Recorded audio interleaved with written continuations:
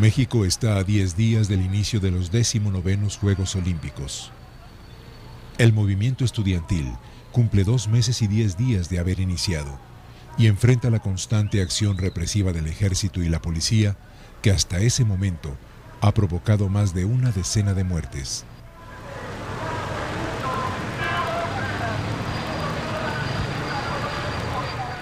Desde la terraza del tercer piso del edificio Chihuahua, los oradores del Consejo Nacional de Huelga se dirigen a una multitud de cerca de 8,000 personas. Eduardo Cervantes estaba frente al edificio Chihuahua. Como 5 minutos o 10 minutos antes de que empezara la balacera, bajaron por esta escalera 6 u 8 personas, hombres todos, con unas pancartas. Se comentó que no parecían ser estudiantes, pero no se les prestó mayor atención.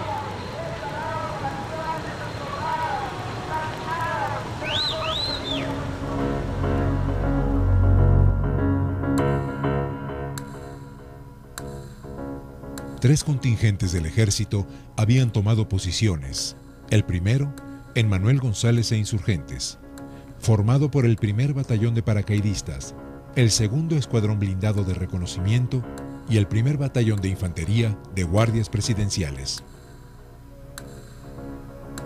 El segundo, en el Monumento a la Raza, compuesto por el 40 Batallón de Infantería, 2 compañías del 19 Batallón de la misma arma y un escuadrón blindado de reconocimiento. El tercero, en la estación de Buenavista, con los batallones 43 y 44 de Infantería y un escuadrón blindado más. Los contingentes avanzarán hacia Tlatelolco por estas rutas. El general Crisóforo Mazón Pineda estaba al mando de esta operación denominada Galeana.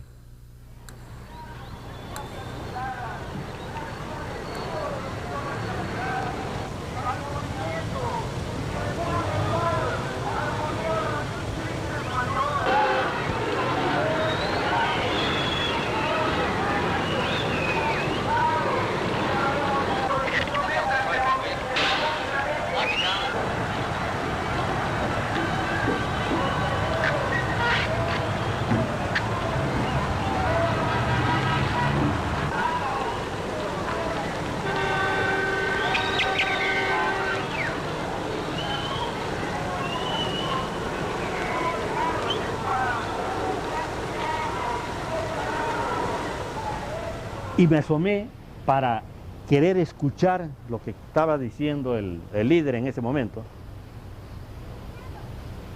cuando de repente, frente a las torres de relaciones exteriores que tenemos aquí enfrente, vi salir una luz de bengala.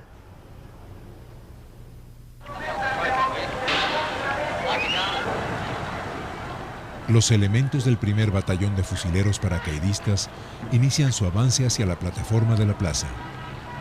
Instantes después, otras 2 bengalas caerán en la misma zona de la plaza. Abrí las ventanas del baño por curiosidad, asomándome a ver qué era lo que estaba sobrevolando. Entonces me di cuenta que era el helicóptero y en el momento que lanzó 2 bengalas verdes. Me parece que cuando salió la luz de bengala fue acompañada de un conjunto de resplandores, ¿no? Pero eso no lo recuerdo bien. Sí recuerdo que la luz fue cayendo lentamente y fue cuando casi entra en contacto con el suelo que empezaron a disparar.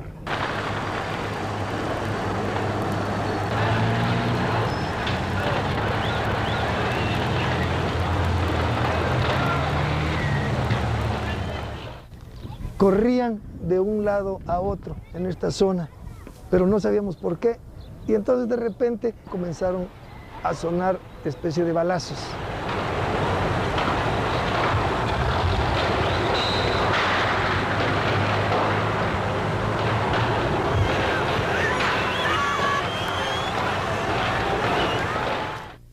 El reportero Francisco Ortiz Pinchetti se encontraba en ese lugar.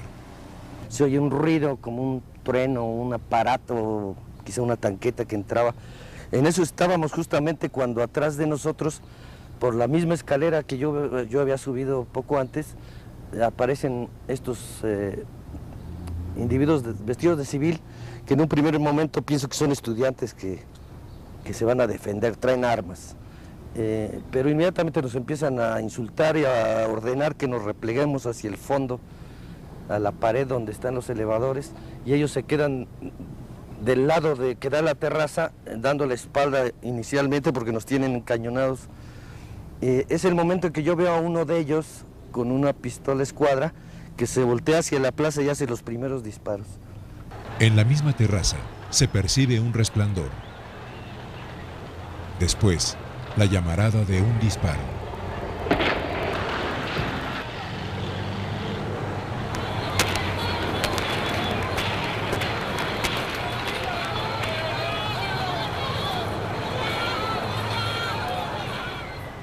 Este soldado identifica el origen de los disparos. Finalmente su arma apunta en dirección a la terraza del tercer piso del edificio Chihuahua.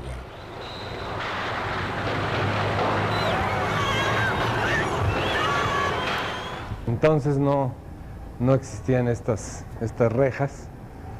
En este espacio de la columna al muro había una fila de alrededor de 6 a 8 miembros, ahora sabemos, del batallón Olimpia.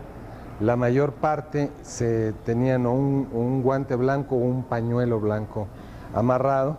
Eran jóvenes, la mayor parte de ellos se les notaba muy nerviosos. Estaban apuntando a los que estaban entrando en cantidad importante de gentes que venían corriendo, hasta que alguien gritó de la otra esquina que estaba abierta la otra parte. Otros estaban entrando también por aquí y salían corriendo hacia allá. Cuando íbamos, que serán 10, 15 metros después del muro, se empezaron a escuchar detonaciones aquí abajo.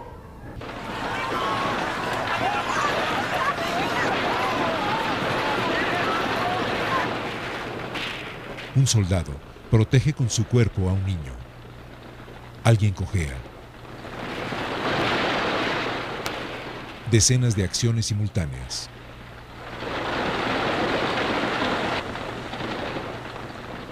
Los soldados adoptan posición de combate. Disparan en dirección al ala sur del edificio Chihuahua. Un disparo impacta en la marquesina del edificio.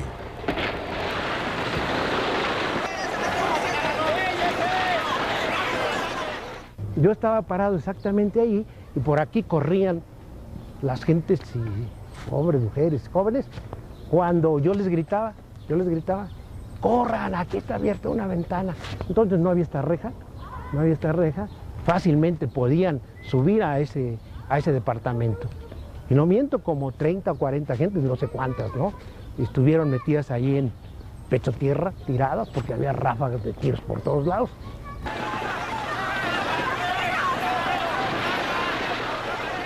Ahí en el Querétaro había un muchacho recién casado que nos abrió la puerta para que pudiéramos entrar.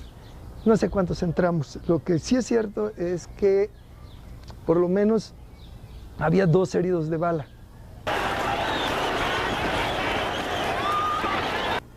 Yo alcanzo a ver gente que se retira de la plaza me quedaba a la izquierda de mi vista. Van corriendo, mucha gente, y veo gente caer, ¿no? Los soldados corren hacia el barandal del puente y empiezan a bajar.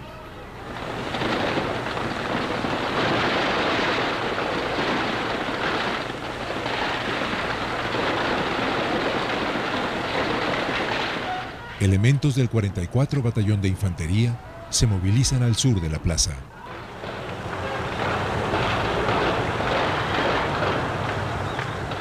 Cerca de los edificios Chamizal y Atizapán, el ejército rodea la zona. En el 8º piso del Atizapán vivía la familia Baliñas. Yo estaba ahí, digo de chiste, cuidado, y me tiro, y en eso yo veo volar vidrios.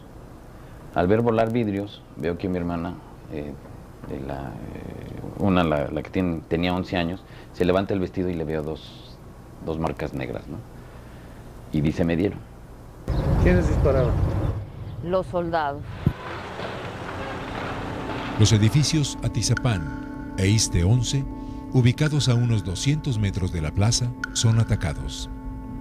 Las balas han provocado muertes en los edificios Molino del Rey, Revolución de 1910, 5 de febrero, Aguascalientes, San Luis Potosí, Tamaulipas, en la Torre de Relaciones Exteriores y en el Chihuahua.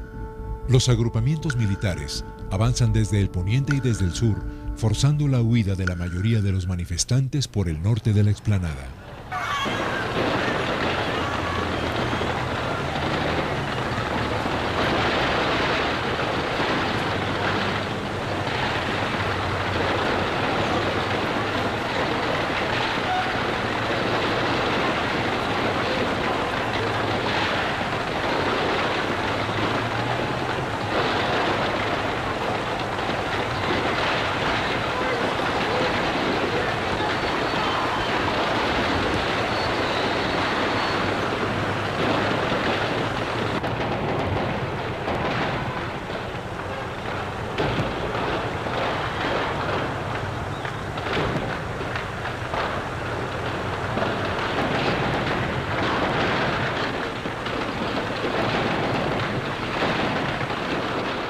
Muchos caen en la explanada.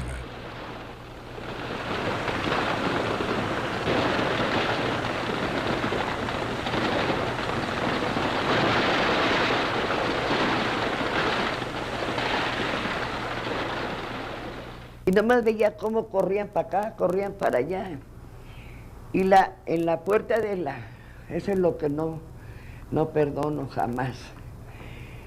En la puerta de la iglesia se veía desde lejos, así el montón de, haz de cuenta que lavaron ropa y las dejaron tanto en el suelo como en la puerta de la iglesia, el montón de colores.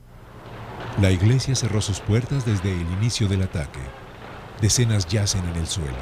Es imposible calcular cuántos han sido alcanzados por las balas.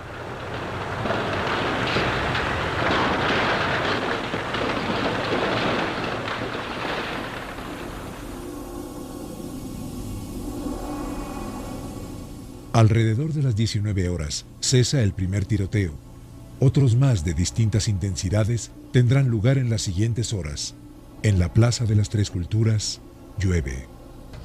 Los soldados tenían a los jóvenes estudiantes desnudos y sobre este muro que es la cubierta de los elevadores. Sobre este muro, todo alrededor, estaban los jóvenes que habían detenido.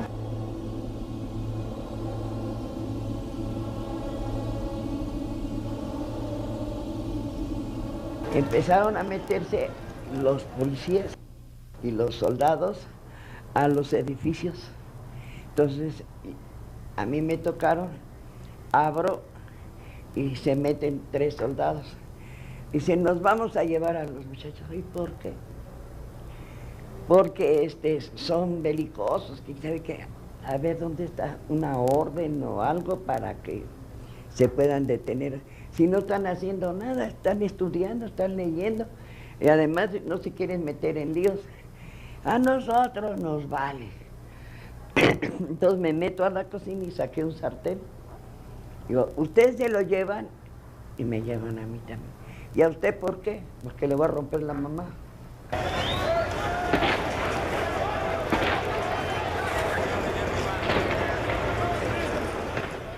No se daban los médicos abasto, era una cosa pavorosa, se les vino un caos. El hospital estaba saturado, no había quirófanos, no había material de curación, no había anestesia. A mí me operaron sentada y en un mismo lugar estábamos 4 personas.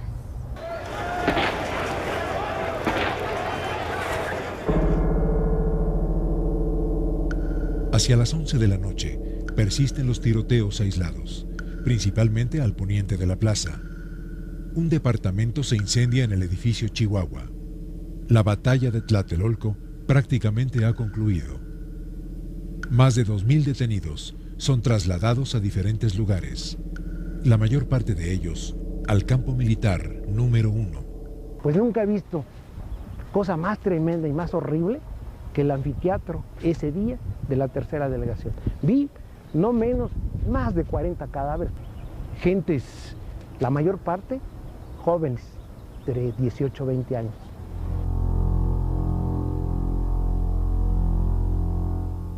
Ya en la madrugada, pues la curiosidad normal de uno, pues entre las cortinas a ver qué pasaba, y era dantesco aquel espectáculo. Ahí enfrente tenemos la ceremonia de la zona arqueológica. Ahí precisamente donde está el hombre en la reja, ahí estaba un cuerpo. Me impactó mucho. Empecé a buscar con la vista y no vi uno, vi varios cuerpos tirados. La plaza estaba llena de zapatos.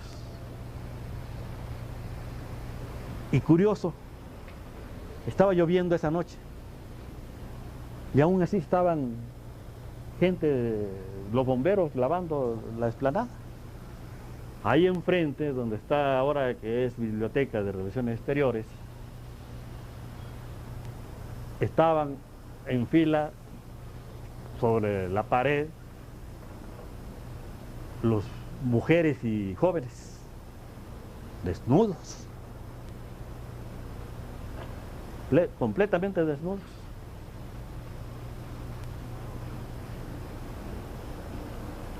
Y vi tanquetas y camiones del ejército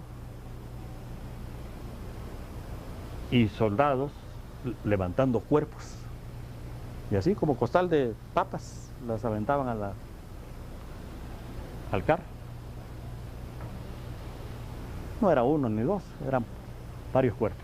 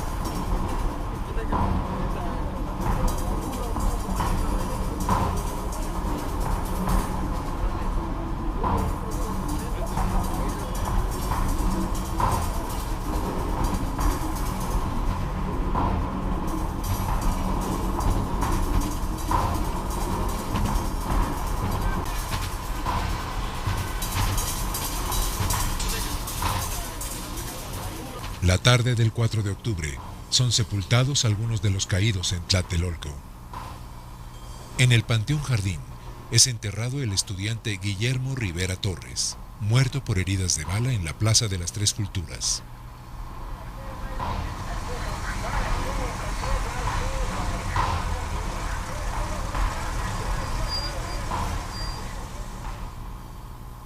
Días después, en fecha indeterminada, una manifestación encabezada por familiares de las víctimas concluye con un mitin frente a la Cámara de Diputados.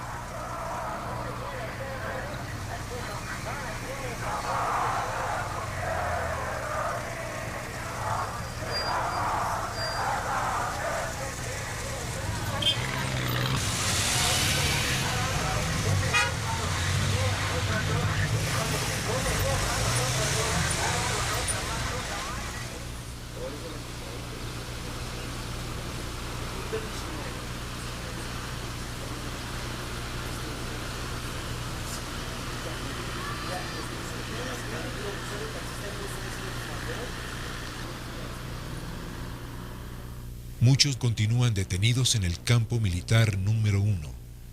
Días más tarde, serán enviados a distintas cárceles de la Ciudad de México.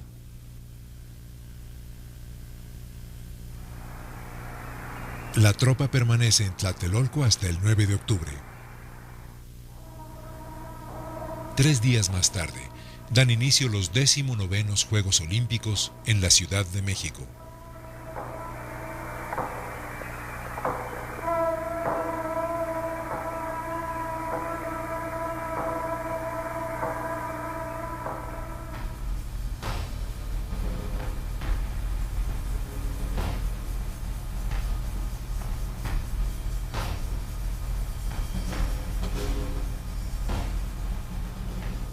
Once meses más tarde, el presidente Gustavo Díaz Ordaz habla. Asumo íntegramente la responsabilidad personal, ética, social, jurídica, política e histórica por las decisiones del gobierno en relación con los sucesos del año pasado.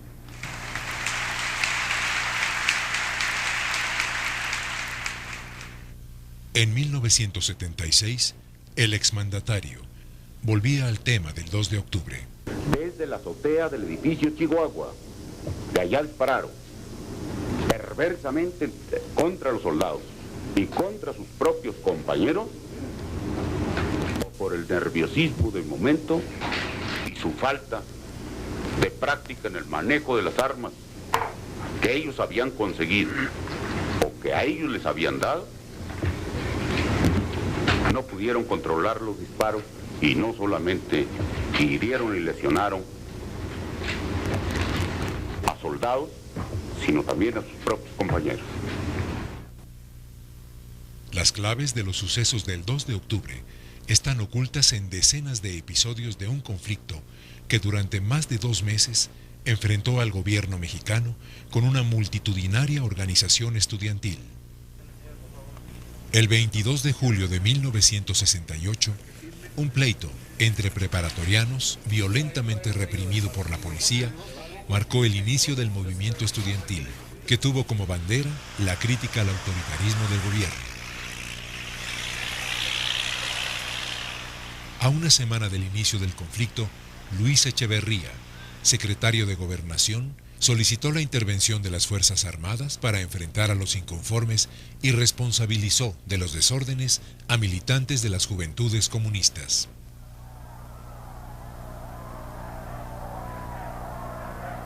El 1 de agosto, el rector Javier Barros Sierra condena la violencia en contra de los estudiantes y encabeza una manifestación en protesta por las agresiones en contra de la autonomía de la universidad. Desde el inicio del conflicto, los estudiantes se enfrentaron al ejército y fueron condenados por el discurso anticomunista de la prensa y el gobierno. El 27 de agosto se romperá la línea que seguía el conflicto.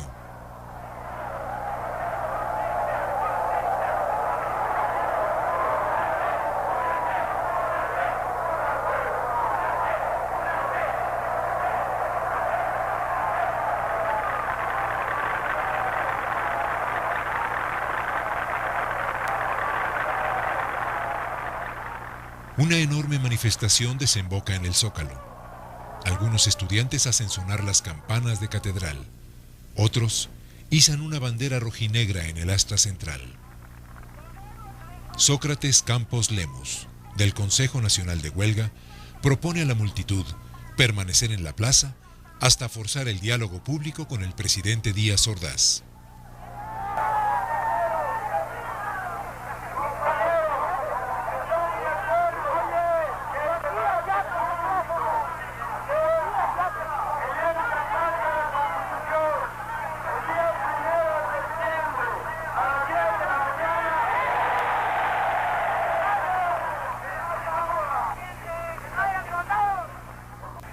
$3,000 estudiantes permanecen en guardia. Durante la madrugada, son desalojados.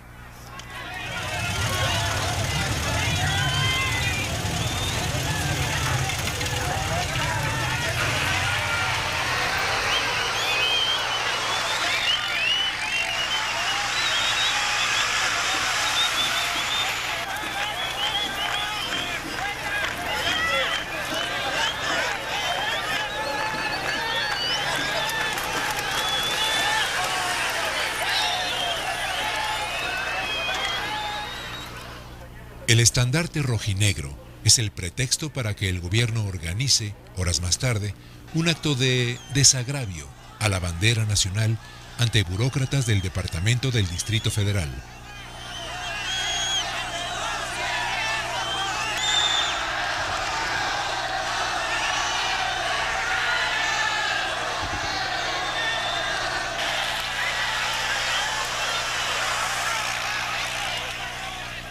Un contingente estudiantil se agrupa.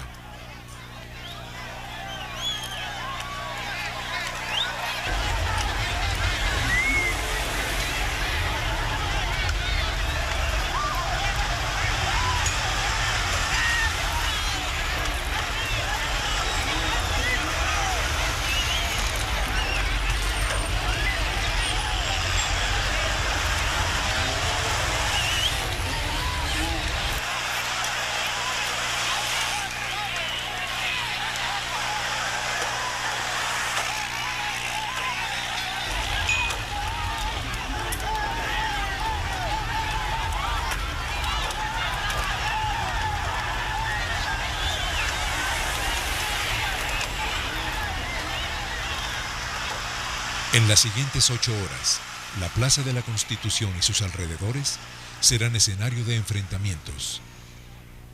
Durante ellos, francotiradores hacen fuego contra estudiantes y soldados desde el tercer piso del Hotel Majestic, desde los edificios ubicados en Madero número 67, en Madero y Palma, y desde algunos edificios de la Avenida Pino Suárez.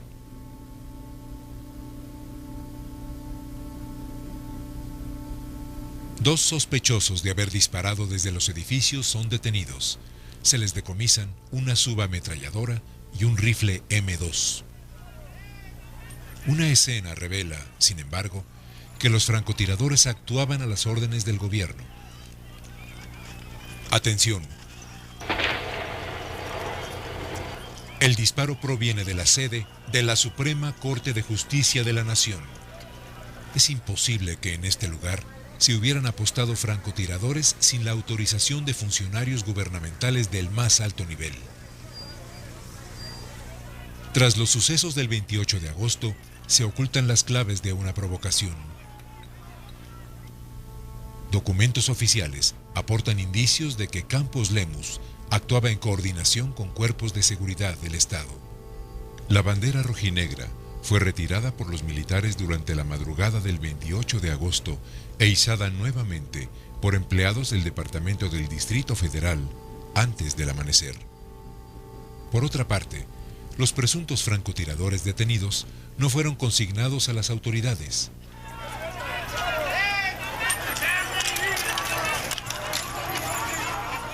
El 28 de agosto de 1968, una compleja estrategia represiva es aplicada contra el movimiento estudiantil. Ese mismo día, el embajador de los Estados Unidos en México, Fulton Freeman, envía un telegrama al Departamento de Estado de su gobierno. En él informa: el presidente Díaz Ordaz decidió que ha llegado el momento de poner punto final a los desórdenes estudiantiles. Él se mostró profundamente ofendido por la toma estudiantil de la catedral y por el izamiento de un estandarte rojinegro en el astabandera del Zócalo. Freeman informa asimismo que el conocido comunista Heberto Castillo será arrestado tan pronto salga del campus de la universidad. Precisamente, esa misma noche, Heberto Castillo, integrante de la coalición de maestros, logra escapar de una violenta tentativa de detención ilegal a las puertas de su casa. Los informes del embajador Freeman serán corroborados con nuevos hechos. El 29 y el 31 de agosto, estudiantes de la Vocacional 7 del Politécnico son atacados por individuos vestidos de civil. Se trata del primero de 10 asaltos armados que se realizarán contra vocacionales y preparatorias bajo el mismo patrón.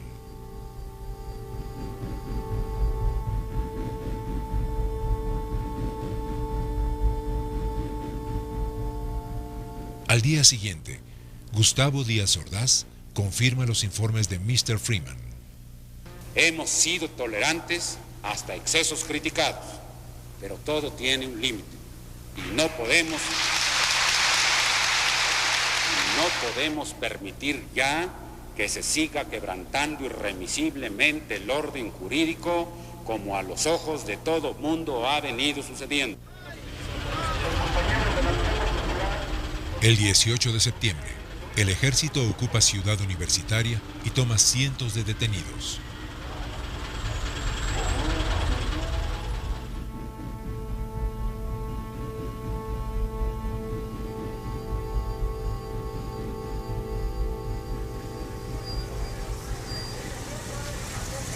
...23 de septiembre.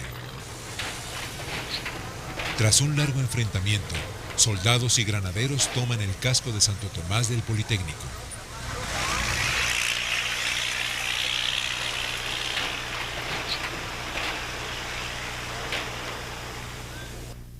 Los informes militares, que dan cuenta de la ocupación de Ciudad Universitaria y del casco de Santo Tomás, consignan la participación de un agrupamiento llamado Batallón Olimpia. En esta escena filmada en el casco de Santo Tomás, dos hombres se ocultan tras el soldado. Ambos lucen una contraseña blanca en la mano izquierda. Otros personajes portan el mismo distintivo.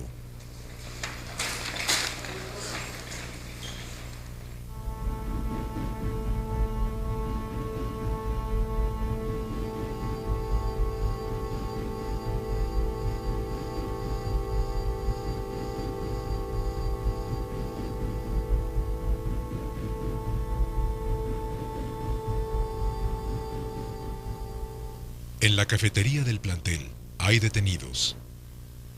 A la derecha del cuadro, un personaje porta un arma larga y ostenta la contraseña blanca.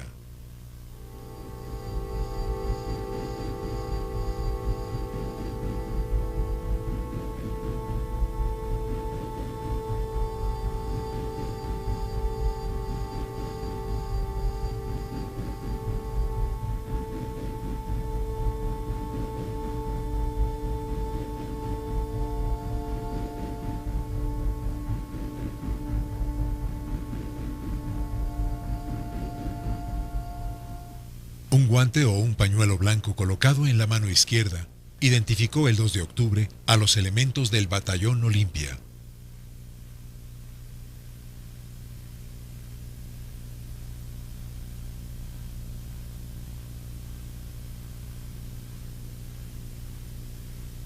Las iniciales 1ZM significan Primera Zona Militar. El Batallón Olimpia, formado por cerca de 600 elementos que provenían de distintas zonas militares del país, fue concentrado en el campo militar número 1.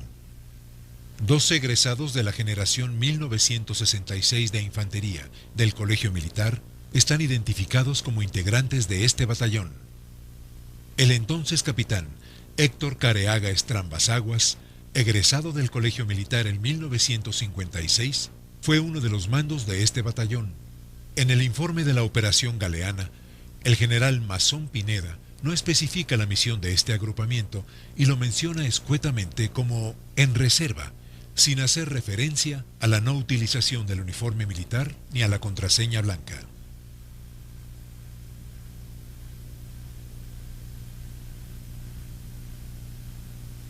Varios departamentos de Tlatelolco fueron tomados por la fuerza antes del inicio de la concentración estudiantil del 2 de octubre.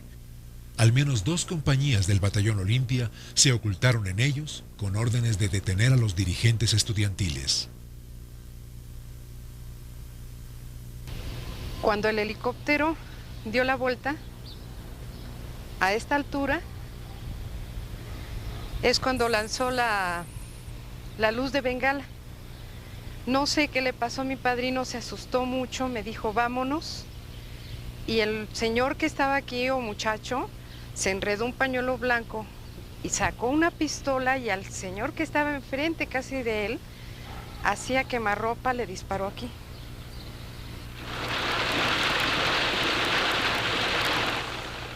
Dos soldados someten a un hombre. En la ropa de este contrasta una prenda. ¿Tal vez el guante blanco?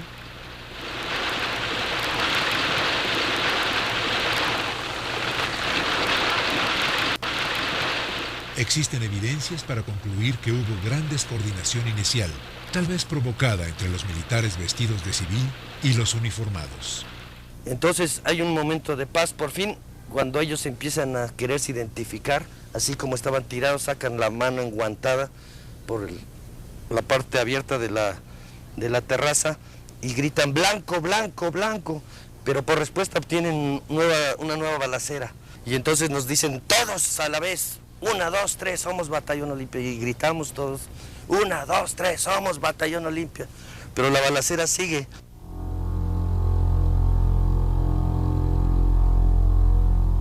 En el vértice suroeste de la plaza, 10 individuos que portan la contraseña son interceptados por soldados. Uno de los personajes se identifica. Las armas dejan de apuntar.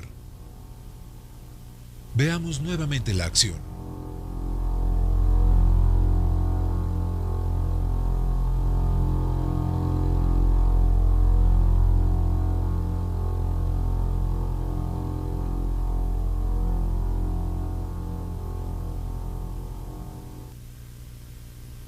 El 21 de septiembre es atacada la preparatoria número 9. Todos los agresores portan la contraseña blanca en la mano izquierda.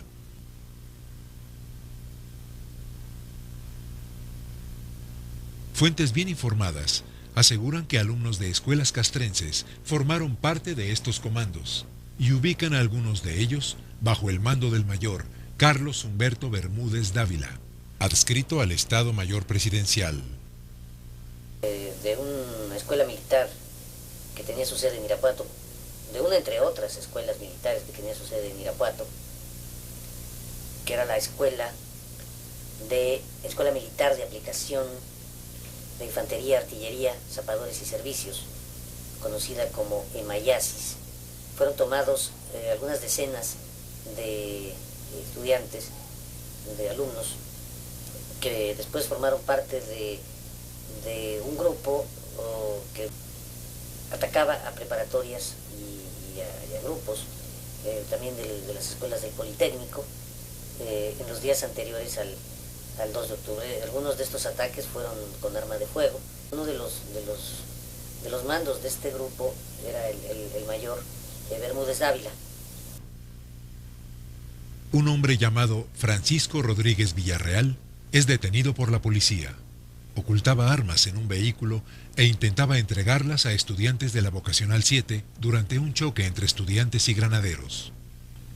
Rodríguez Villarreal era teniente del primer batallón de infantería de guardias presidenciales y egresó del colegio militar ese mismo año como oficial de artillería.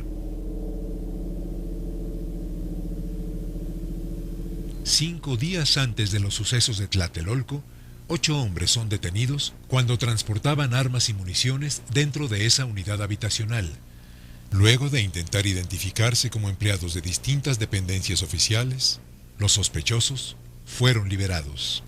Hay sustento suficiente para afirmar que en 1968, desde el Estado Mayor Presidencial y desde altas esferas del gobierno, se auspició la operación de grupos clandestinos que ejercieron la violencia y perpetraron actos de provocación contra el movimiento estudiantil.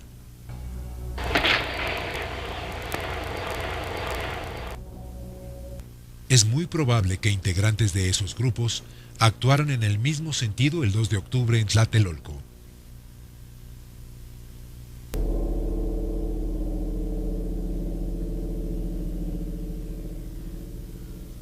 En cuanto las bengalas toquen el suelo, un arma será disparada desde esta ventana. Los disparos provienen del departamento 209, entrada C, del edificio Chihuahua.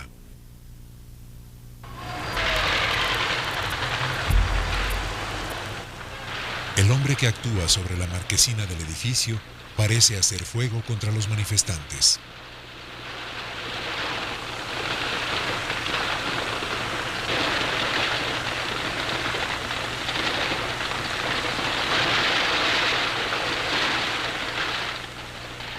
La película está cortada e impide seguir la acción. Instantes después, algunos manifestantes arrojan objetos hacia el lugar que ocupaba el tirador.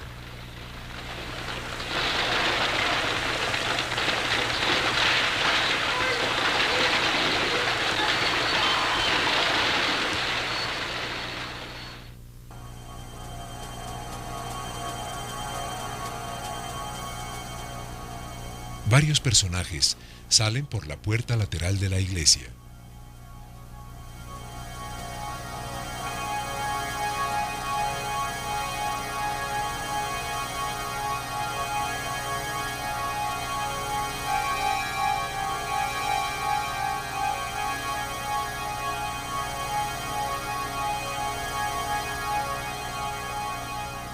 Hay más movimiento en el vértice suroriente del convento.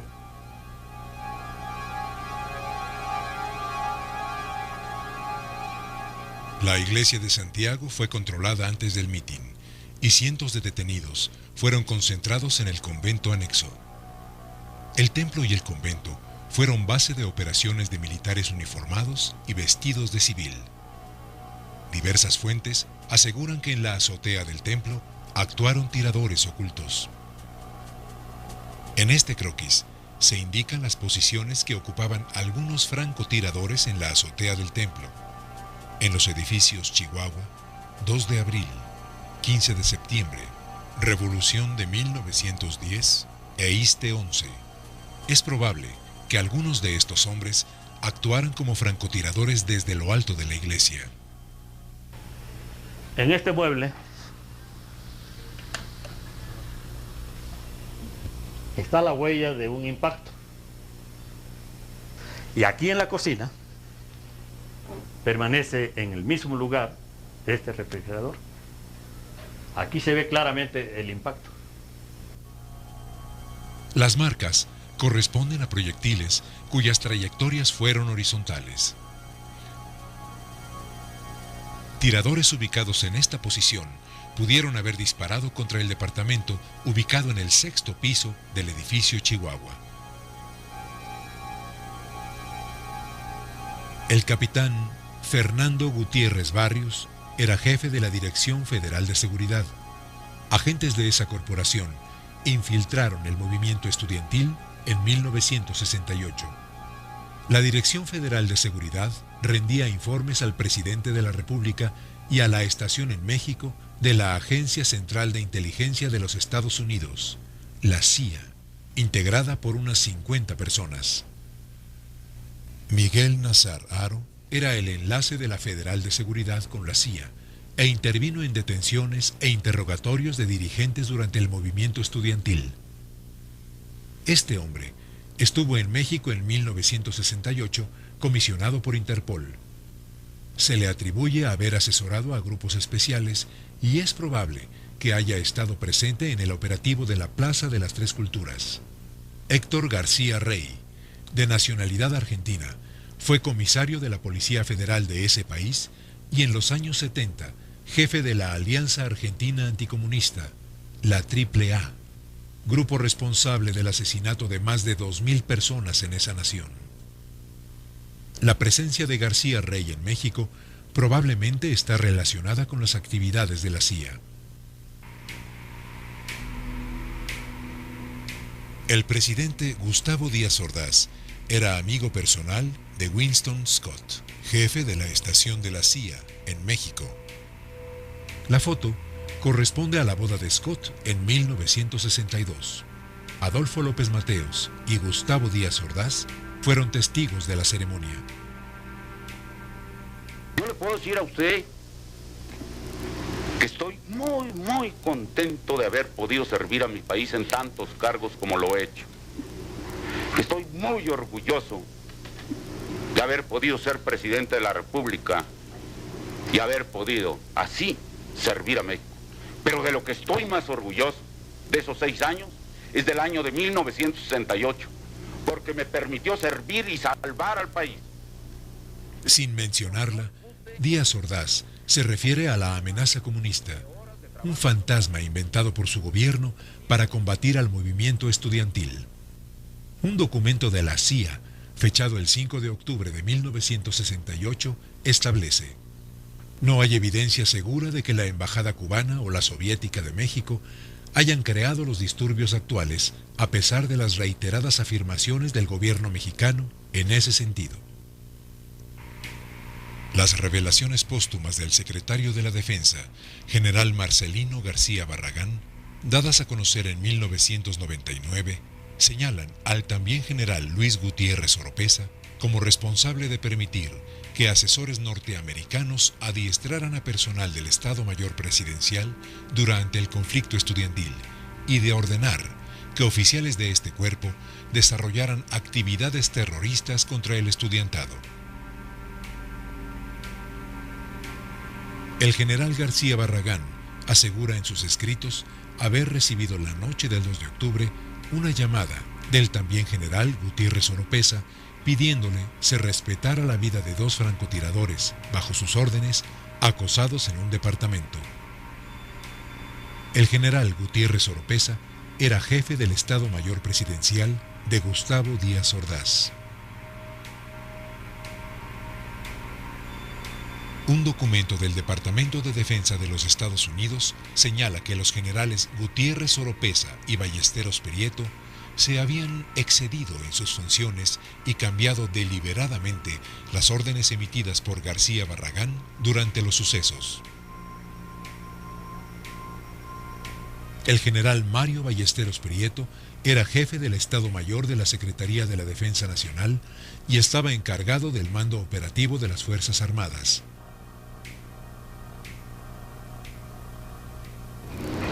Menciona centenares de muertos. Desgraciadamente hubo algunos, no centenares. Tengo entendido que pasaron de 30 y no llegaron a 40 entre soldados, alborotadores y curiosos.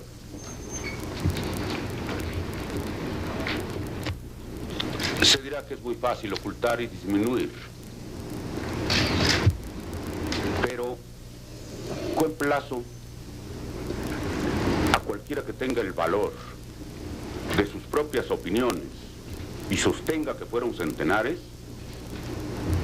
a que rinda alguna prueba, aunque no sea directa y concluyente. Nos podría bastar con lo siguiente: que nos haga la lista con los nombres. Podrán decir, como se ha dicho en otras ocasiones, que se hicieron desaparecer los cadáveres, se sepultaron clandestinamente, se incineraron. Eso es fácil. No es fácil hacerlo impunemente, pero es fácil hacerlo.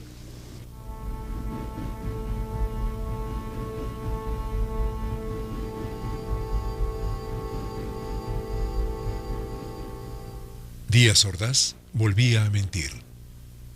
Si bien es imposible determinar el número de víctimas por los sucesos del 2 de octubre, en un documento desclasificado del Departamento de Defensa de los Estados Unidos se lee: no pueden encontrarse cifras seguras sobre el número de bajas en la batalla del 2 de octubre.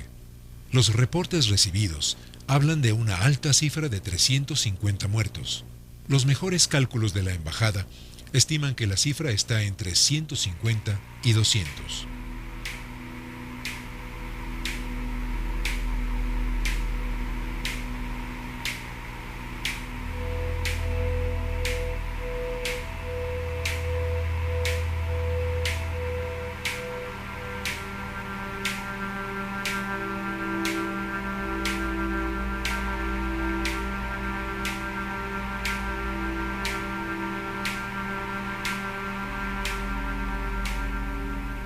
El general García Barragán, en 1971, caracterizó los sucesos del 2 de octubre como una traición militar. Murió en 1979. 20 años más tarde, se hizo pública su versión de los hechos de Tlatelolco. El general Ballesteros Prieto fue relevado por García Barragán tras los sucesos del 2 de octubre y falleció en 1972. Gustavo Díaz Ordaz sostuvo a Luis Gutiérrez Oropesa como jefe del Estado Mayor Presidencial hasta el final de su mandato, en 1970. 9 años después, Díaz Ordaz murió. El general Gutiérrez Oropesa asistió en julio de 2002 a la ceremonia luctuosa en memoria del expresidente al que sirvió. El entonces capitán Héctor Careaga Estrambas Aguas fue ascendido en 1968 junto con otros 11 integrantes del Batallón Olimpia por los actos de guerra de Tlatelolco. Ya con grado de general, fue fugaz subjefe de la Policía del Distrito Federal en 1998. Carlos Humberto Bermúdez Dávila alcanzó el rango de general y fue jefe del Estado Mayor Presidencial de Miguel de la Madrid. Miguel Nazar Haro fue reiteradamente señalado como torturador de disidentes mexicanos en las décadas de los 70 y 80, cuando encabezó la llamada Brigada Blanca. Sus vínculos con la Agencia Central de Inteligencia han sido ampliamente documentados. Llegó al año 2002 como director de compañías dedicadas a la seguridad privada. Fernando Gutiérrez Barrios se relacionó en la década de los 70 con actos de desaparición forzada y tortura de integrantes de grupos guerrilleros mexicanos. En 1987 fue gobernador del estado de Veracruz. En 1988, secretario de Gobernación. En 2000, senador de la República. Murió en octubre de ese año. Luis Echeverría Álvarez fue presidente de México entre 1970 y 1976. Durante su mandato, una nueva matanza de estudiantes tuvo lugar en 1971 y centenares de disidentes fueron desaparecidos por grupos militares y policíacos. Años más tarde, la opinión pública supo que Echeverría ordenó filmar los sucesos del 2 de octubre de 1968. La mayor parte de las escenas filmadas aún son desconocidas. 34 años después de los sucesos de Tlatelolco, Luis Echeverría fue el primer servidor público citado a declarar ante la justicia mexicana en relación a esos hechos.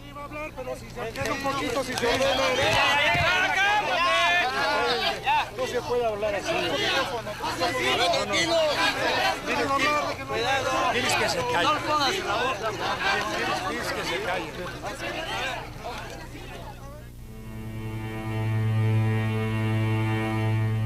A más de 3 décadas de la masacre de Tlatelolco, la memoria es más fuerte que el olvido.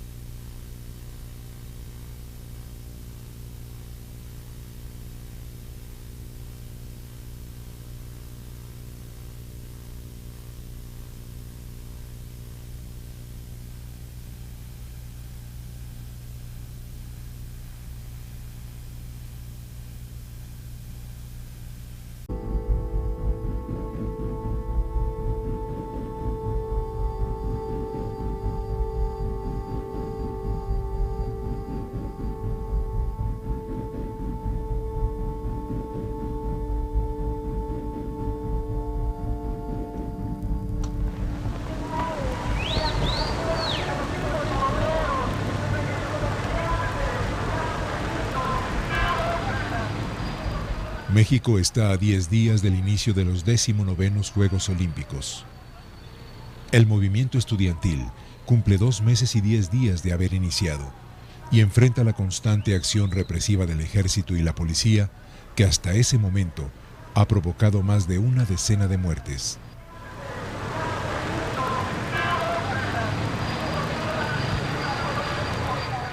Desde la terraza del tercer piso del edificio Chihuahua, los oradores del Consejo Nacional de Huelga se dirigen a una multitud de cerca de 8,000 personas. Eduardo Cervantes estaba frente al edificio Chihuahua.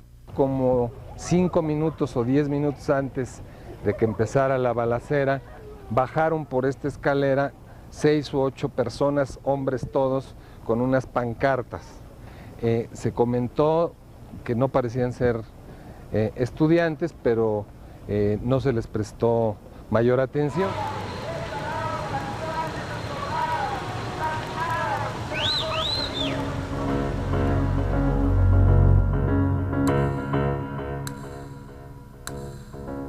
Tres contingentes del ejército habían tomado posiciones.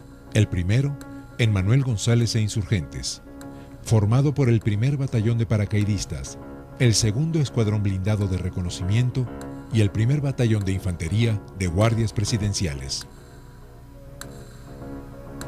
El segundo, en el del baño, por curiosidad, asomándome a ver qué era lo que estaba sobrevolando. Entonces me di cuenta que era el helicóptero y en el momento que lanzó 2 bengalas verdes. Me parece que cuando salió la luz de bengala fue acompañada de un conjunto de resplandores, ¿no? Pero eso no lo recuerdo bien. Sí recuerdo que la luz fue cayendo lentamente y fue cuando casi entra en contacto con el suelo que empezaron a disparar.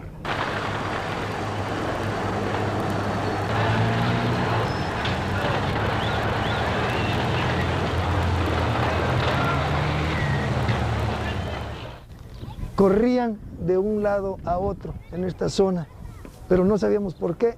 Y entonces de repente comenzaron a sonar especie de balazos.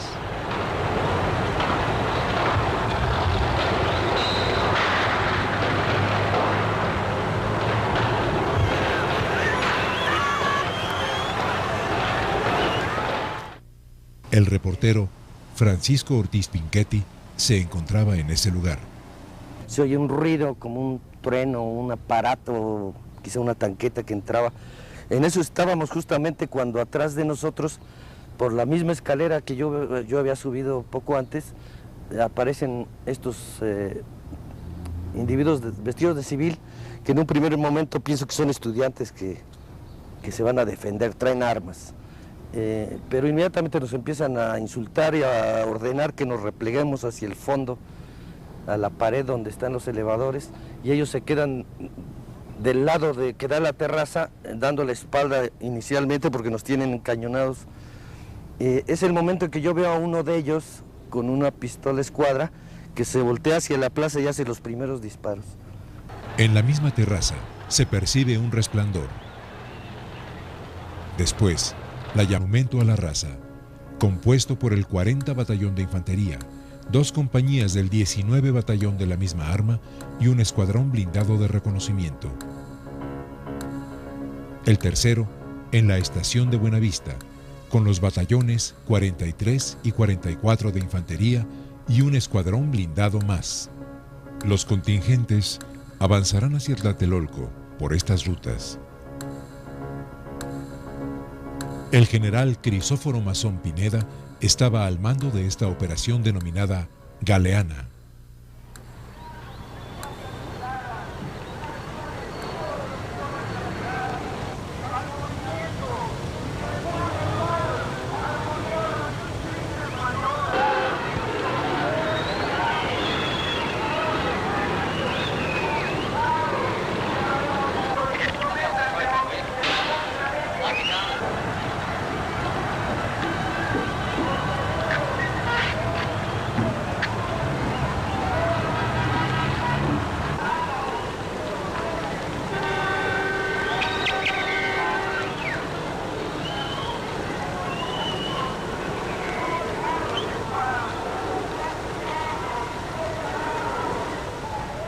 Y me asomé para querer escuchar lo que estaba diciendo el líder en ese momento,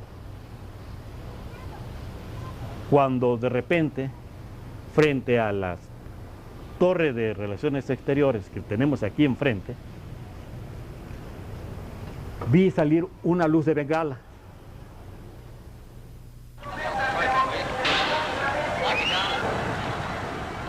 Los elementos del primer batallón de fusileros paracaidistas inician su avance hacia la plataforma de la plaza.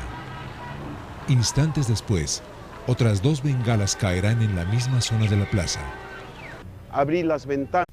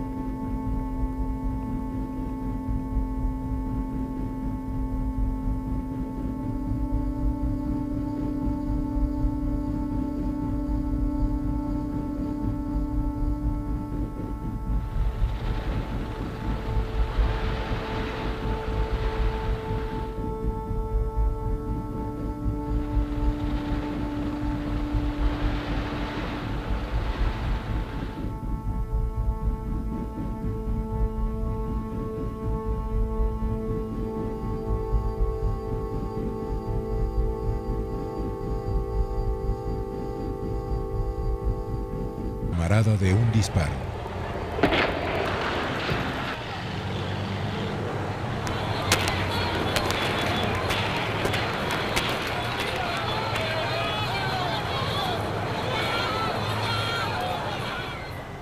Este soldado identifica el origen de los disparos. Finalmente su arma apunta en dirección a la terraza del tercer piso del edificio Chihuahua.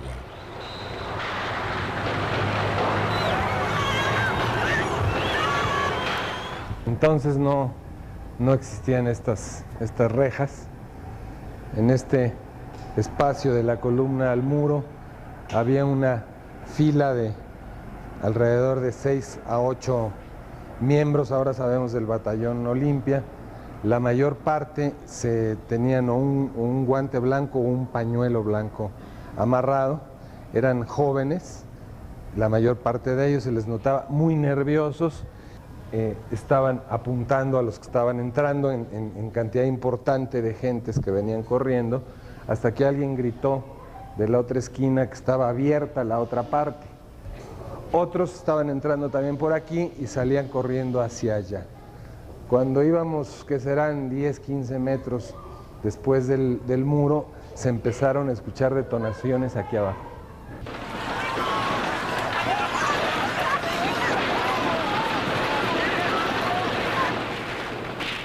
Un soldado protege con su cuerpo a un niño. Alguien cojea. Decenas de acciones simultáneas.